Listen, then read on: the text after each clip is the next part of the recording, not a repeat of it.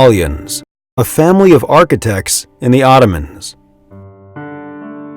In the Ottoman time, the people of the book enjoyed the freedom of thought and expression at the highest degree, and made scientific and cultural achievements that are still with us today. One of these was the Balyan family.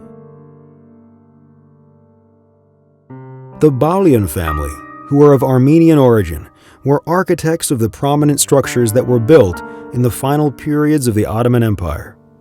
Their journey from Deverenk village of Kayseri to Istanbul turned the Balyans into the architects of Istanbul's mosques that we view with admiration even today. The Balyans were not Muslims, they were Christians.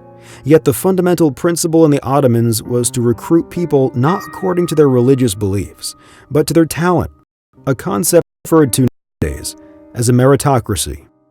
In this way, the Balyan family was able to build mosques, Turkish baths, and charities without encountering any difficulty regarding their religion and faith.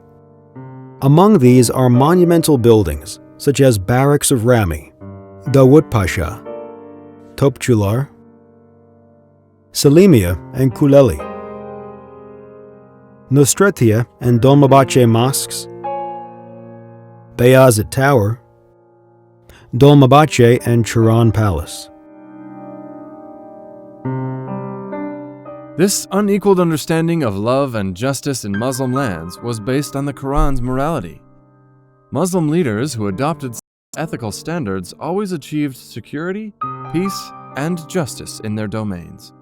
These administrations' priority was the public's happiness and prosperity. Therefore, they established systems that set the standard for future generations.